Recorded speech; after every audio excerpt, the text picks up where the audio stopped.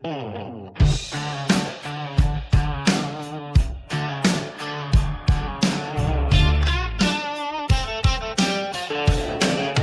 everybody, welcome back to another episode of Chuck and Mash. This episode I want to cover the mass shootings that we had in 2025. Now, before the end of the year, we were at 380 and people were celebrating because we had fewer mass shootings than we had before. It's still 380 at that time. What was the final tally? No, it's actually at 420 when I looked it up. 420. So how did we get 40 more between when you had your number? What, probably the 27th? Yeah, I want to say it was the 27th. Now, there's probably because several of them had been done but hadn't been tallied on that, or there were some that under one definition fit a mass shooting, but under another one didn't. Well, everything I looked up was, 4 or more casualties, or participants, victims. And, whenever I looked up, because I did a comparison from 2024 to 2025, because obviously this is going to be a conservative talking point. Right. And it did. I mean, it went way down. That was fucking good job, Trump. We went from 711 casualties in 2024 in 586 shootings to this year. The final count, like you said, was 420 with 4,245 actual shootings. There's still just 365 days in a year. Right. And yeah, sorry for the clapping, by the way, because we're still applauding the fact that, people are dead. Well, in my opinion, but it's a talking point. This is a political talking point that people are going to jump on. Here's the thing, in my opinion, it's not that Trump did anything to cut down on mass shootings. Right. I believe that there were fewer because the people that would have done mass shootings are now feeling better or in a better attitude or mood because their guy's in office. Really? Okay. That's a very interesting take on it. It is. And I think we would have had more if, say, they hadn't joined ICE. I thought they were all transgender. Well, some people do want to make that claim and have made that claim. Unfortunately, over the past decade, only 5 have been transgender. Literally 5. LGBTQAI. Oh, gosh. 5. That's out of no. 0. Seriously, just in 1 year there was 4,245. You're telling me since what 2013, 2015, 5. 0.5 per year. So 1 every 2 years. Okay. But apparently, according to some, they're the ones just going around just massively shooting people up. Right. I know that is what they immediately grab onto. And I think it's one of those things where it's so few and far between that when they can actually find someone that isn't an old straight white dude, some kind of queer in some sort of way, or LGBTQI in some sort of way, trans. Look at the last case with Charlie Kirk. The dude literally just lived with a guy. I don't know if it's his boyfriend or not. I don't care if it's his boyfriend. Well, it's contagious. You can catch the gay. Thank you. What I'm saying is, what the hell does this matter for him? And that wasn't even a mass shooting. That was just right. One person. No, you're right. That was the assassination. But still, they use the fact that this person may or may not know or be roommates with somebody who may or may not be in that community. Trump still tried to pass legislation to take away their right to bear arms. Right. But it still kind of furthers the mental illness part where, every time a white person commits this atrocity, it's mental illness. Anytime it's not, what do we look at? It's a whole different cultural thing. The whole thing, not to get into Charlie Kirk, what I was trying to say is if they give us a talking point, we're all going to jump on it. We're no better. We're no better than them. Whenever they give us a talk, whenever somebody gets shot, what is the first thing we do? hey, what the hell? Here's another mass shooting, guys. You know, I'm one of the biggest Second Amendment supporters around. We're in West Texas. I'm a West Texas liberal. That's a whole different fucking thing, man. Um, you know, don't. I already told you, don't come around here because I'm not that liberal that you think I am. You know what I'm saying? I mean, not to talk like some kind of badass. I'm or called a anything liberal like all that, the time, but I'm but a constitutionalist. right. But the thing is I am also okay with some common sense gun reform. If you told me, hey, for you to own a firearm, you're going to be required to carry X amount of insurance of so and so. Now, am I pro insurance? Fuck no. I mean, the insurance is the biggest scam ever. But the thing is, I drive a car. This is one of their talking points, right? If you take a gun away, they're going to use a knife. If you take, you have the guy that committed mass murder with a car. Well, it's kind of hard to take out a whole bunch of people from a hotel room in Las Vegas with a fucking knife. Thank you. Or with a car, for that matter. And we are required to have insurance on the car. We are required to take a test and study and learn about that car before we're able to get on the road. We have an entire police force out there watching the streets of people driving cars. Right. So is the licensure system against your constitutional rights? As long as I can legally keep and bear arms per the Constitution, if it doesn't infringe upon that, right? What's the issue? Right. Even with background checks, I go to fucking Walmart to go buy a gun. I still got to pass the background check. That's an infringement, though. How? It's just making sure I'm not one of the guys that can't have one. No, it infringed because it just didn't let you have it.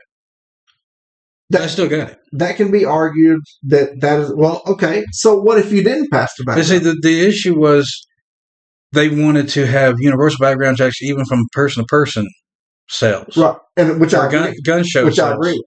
Right. But they're trying to claim that somehow makes it where they're quote-unquote coming for your guns. Right. We're just trying to make sure you can legally buy one. I mean, you can be a convicted felon and buy one off of an individual. But, again, to kind of jump over there, the Constitution says shall not be infringed, yet you're talking about having to pass the background. But is that not an infringement? The original Constitution also said a well-trained militia. It was a later ruling by the United States Supreme Court that right extended to the individual. Okay. Because people will look at the wording of it and then argue back and forth. No, I'll look at it. And one group will say shall not be infringed. The other group will say well-trained militia. Right. And I'm watching the two groups go at it and like, Supreme Court said this. Because that's their job, is to rule on the constitutionality and legality of things. And that was one of the rulings that they did. Right. Now, convicted felons can't have them. I don't know, which is an infringement. But that's also written in the law. Where? Where? All right, I'll give it to you. No, it's written in the law. Where is it in the Constitution?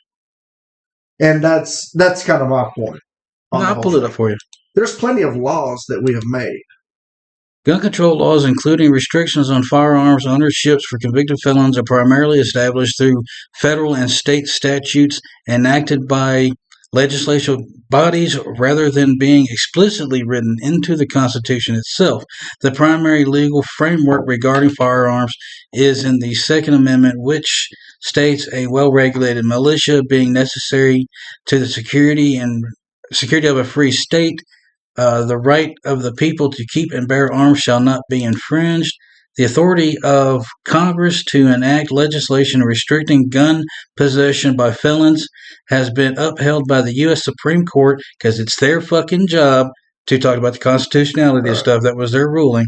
The court has determined that the Second Amendment protects the right of law-abiding, responsible citizens, and that's in quotation, to possess firearms for self-defense, but does not prevent the government from prohibiting possession by certain groups, such as convicted felons or the mentally ill. Now, some places will have it if you're postpartum depression or whatever, or you're crazy, deemed crazy, you can't have firearms. Now, the key legislation includes the Federal Firearms Act of 1938. the Gun Control Act of 1968, which explicitly made it unlawful for any person convicted in any court of a crime punishable by the imprisonment for a term exceeding 1 year, because otherwise it'd be 11 months, 29 days, to possess firearms or ammunition. This remains the key federal law on the matter today, along with the subsequent amendments. Right. Which, again, someone like me just interpreting the Constitution. It's not up to your interpretation. Right. But is it not? No. It is for my opinion. And it is for the masses. And it is for the talking points that you see on social media. But the law is the law. And everyone there. Now, do I agree with the law? Sort of. One thing. Okay, well, for example, you have the right to free speech, but it's still illegal to yell fire and it's explicit in how it's worded. Fire in a movie theater for the intent to cause mayhem. Right. Now, if there is an actual fire, that'd be absolutely legal. You can't yell bomb on a plane. But if you're saying this stuff to cause chaos or harm, that's not covered under your right to free speech. Right. But one of the things that, they were looking at, like I say, these are all infringements regardless. The law is there, and I agree with a lot of the laws, because if someone has been deemed, they talk about people that have committed domestic violence. They're more likely to murder their significant other, and that's numbers. That's statistics. That's there. That is called a correlation. Okay. So you're saying that people that have committed domestic violence should actually have their guns? No, I'm just saying there's a correlation between those who have committed domestic violence and those who will eventually kill their significant other. Right. Now, some places, if you committed the domestic violence, your weapons will be taken away temporarily. Some, if you have committed the domestic violence with the weapon, like if you've committed a crime with a weapon, not just domestic violence, but right. a bank robbery or just pistol whip somebody, your right to keep and bear arms is gone because you committed a crime with that firearm. Right. Well, I read somewhere here a while back that even if you just have a firearm on you while you commit a crime, that can actually take away your right there. Mm-hmm. I've heard of that. It actually elevates the situation. You don't have to have it out. You don't have to have it on your side. You just have to have it in your possession somewhere in your car or whatever. One case that I'm aware of, it was actually 2 police officers who were off duty. Both were inebriated, driving drunk, and both were armed. One had their firearm physically on their person. The other one had it in the console of the vehicle. And if the officer that had pulled them over had actually done his job, they would have lost their right to keep and bear arms. Right. Well, I mean, it's illegal to carry a firearm while inebriated. Yes. So that's actually But there was also drinking and driving while under the influence as well. So it actually is, part of the commitment of that crime. And it's not hearsay. The entire dash cam footage is available online. Right. So I get you on that. So where were we with that? Sorry to get off on that. Oh, yeah, we went completely sideways. I'm a big Second Amendment supporter. One of the talking points was, for example, background checks at gun shows. Okay. And I'm all for that. One time I bought a weapon from, a guy at work. I just bought it cash, whatever. Really nice, really nice. One of my buddies, I was trying to get a down payment for my pickup. I kind of pawned it to this guy. I said, "Hey man, give me $400 for this, pistol. Do not get rid of this. I want this back. If and when you get ready to get rid of this, you give it to me." Well, the guy suffered from, he had just lost his wife. The dude was going through a lot of things, man. And, a lot of, I think it was alcoholism, on top of depression, these sort of things. Say what you will about me, handing that weapon to him. He already had plenty. It wasn't. Yeah, he already owned fire. I wasn't going to, take the guilt if he used it to hurt himself or someone. But later on, I found out that the guy pretty much nutted out, hit it in so, basically I pawned this weapon to, one of my friends. And, you know, it was $400. I said, hey, dude, I want it back. I'm just trying to get a down payment for my pickup. Yeah, you use it as a collateral for a loan. Pretty much. But here's the thing. This has been transferred from a guy that I worked with to me, which is just like Gun Show, right? And then I transferred it to him. Now, later on, I get a call from the guy at work that said, hey, man, a detective called me because he probably bought it from like Academy or, you know, wherever. From an establishment. Right, exactly. And he said, hey, so he said that this gun was found at a crack house this crazy story. Now, the place where my friend lived was a rental. So the local cops knew it as some kind of drug house. That was the furthest thing from this guy. I mean, you know what I'm saying? This dude never touched a street drug in his life. He'll shoot vodka like, you know, it's no tomorrow, but had nothing to do with drugs. And he calls me just basically like chewing me. Dude, I had this very sinking feeling because I was pretty unaware of the law. Actually, I had read some of the law and talked about how responsible you are for keeping it this and keeping it that. But I also couldn't go down to the local cop shop and get it because it had been taken up by the police. I didn't have the serial number. We didn't really have anything showing from him to me. He said, hey, so I can basically just go down there and claim this and get my gun back. After I've already sold it to you, you've sold it to him. And, you know, and so I called the local detective and I'm like, hey, so what's going on here? And they were like, look, you can come down and there's going to be a hearing and, you know, you have to talk to them about, you know, what happened and you have to show how you had ownership. Dude, if I remember right, I might have had like some kind of handwritten receipt because I was kind of paranoid about the transaction to begin with. I was paranoid to drive from buying it to there because I kind of knew the law, but I was more respectful of. This was before Texas became the Wild West, pretty much. And I felt responsible. I really felt responsible for how that weapon ended up in someone's bushes next to this dude's house. You know, so we talk about a Second Amendment, and I'm okay with, you know, it shouldn't be infringed on and all of those things. And we talk about the regulations, but I'm also okay with some of those things. When I say, hey, no, that's an infringement. So when I say infringement, I don't mean that in a negative way. I don't mean, oh, well, this is a gotcha for the Constitution. I'm saying that I'm pointing out all of the different hurdles and the different things that we have put in place where some of us laymen have interpreted the Constitution, meaning that I'm just supposed to be able to have a gun no matter what. Right, and the thing is, when you call it an infringement, in my opinion, it's not because ultimately it does not prevent me from being able to own a gun. Now, you could say that the Brady Bill is an infringement upon your rights because of the 5-day waiting period. You could say that the assault weapons ban was an infringement upon your rights because it kept you from owning a Tommy gun. Right. So when you say infringement, I think of any kind of inconvenience I have to not. When I say infringement, I mean actually prevents you from getting it, not just an inconvenience. I'm looking at it as you're not preventing me in the long run, but you're preventing me right now.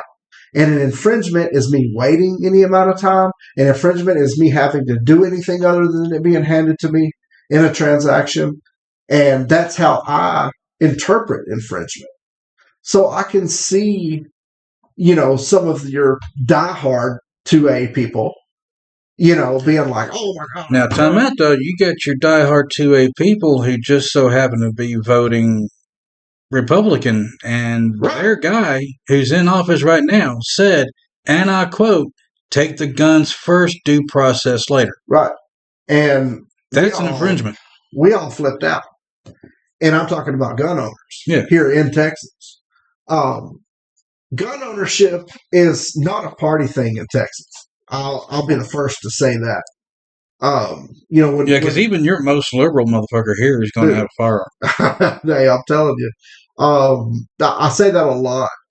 because I'm a very proud liberal person, but I'm also like to say, hey, I'm a West Texas liberal, because Texans are proud. We're proud to be from Texas.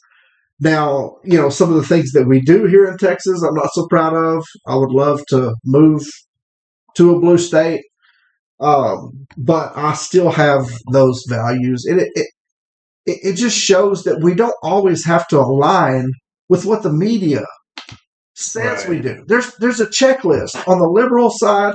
There's a checklist on the conservative side. And, over here is trans, this. Conservatives are God's guns and Jesus. Liberals are, trans, pedophilia, which, I mean, come on now. We not had that conversation earlier. Right, we did. And it's been debunked just like everything else. That's what I'm saying. We're supposed to be the bunny huggers. We're supposed to be the people that are for, green everything. We eat a lot of soy. Was it outlaw? Yeah, we're vegetarian. We have to make literally every subject political. Literally every subject. Even like we spoke with earlier, the NFL. Why did that have to go political?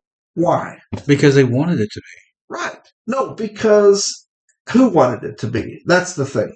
The ignorant assholes who, for some reason, believe that the performer at the NFL has to be an American citizen, even though he is. They, for some reason, see a brown person and I guess believe illegal. I really do not understand where they were coming from. No, with I get this. that, and I don't want to get back on that. Even if you say he's Puerto Rican, if you actually paid attention to school instead of eating crayons and gargling Elmer's glue, you would know that Puerto Rico is part of the United States. I get that, but where I was going, I guess, is more the fact that we have to be divided for this whole thing to work. We have to stay divided for this whole thing to work for the people that are in power. Now, you hear this a lot. You hear this a whole lot. Oh, well, they got to keep us divided. I want to know, divided. I want to know who they is. Because media is the tool. Media isn't the one that wants to keep us divided. It's the oligarchs. It is the people that are actually behind all of this that have to keep us. Well, you're talking about oligarchs. Dude, all the media is owned by like 3 people. Okay. And they get their money, their advertisement, their views from basically rage baiting. And they use that tool. From keeping people panicked and paranoid. True. And constantly glued to it because you never know what kind of tragedy is going to be happening next. And it's to the point, most of what they fucking say is made up. Most of it is just people on there talking about hypotheticals and talking points. They're not actually reporting the news anymore. Right. So am I giving them too much credit in saying this is from the elite trying to keep us divided so we don't take them over in some huge like conspiracy thing? We talk about them. Or is this something as simple as media just needing that headline? I think they're trying to keep us divided and fighting each other instead of fighting them. Right. No, I mean, to me, that's the given. I don't like to run around in conspiracy theories, you know that. I don't like to be that conspiracy guy. But I also think that this doesn't work. This doesn't work for billionaires. This doesn't work for the people in power if we're all on the same page down here. It doesn't work for them because this is how it goes. This is history. In history, all the power gets to one place. Here comes revolution. They take them out. It restarts. This is how it goes. I mean, this is in history. This is how this whole thing goes. Over and over and over. Right. And we're at that point to kind of transition over. We talk about billionaires. I'm not so much a person that's against the government necessarily. I hate billionaires. I don't care for billionaires. You can't name one billionaire that got there by not exploiting another person. That's how it all works. Right. And we have talked about, some of these big corporations. We talk about Walmart, we talk about, Tesla, we talk about some of these big things. Now, Amazon. Why are some of their workers, still on government subsidies? We've talked about that topic. And then we still turn around, let them get off tax free. I mean, literally, we paid more taxes than Tesla last year. Both of us. The one tax return that we know of Trump, he paid $270. Right. I worked at Walmart, and one singular biweekly paycheck, I paid more in taxes than he did in an entire fucking year. Right. And so the point there is, whenever we're there, we're there. They have taken it over. And that's Democrat, Republican, it doesn't matter. It's all about the angle at which they take it. Okay? That's not conspiracy, that's reality. He quit recording. Okay, so, that whole thing kind of transformed into, me talking about billionaires and the oligarchs and, the real power that runs, our country.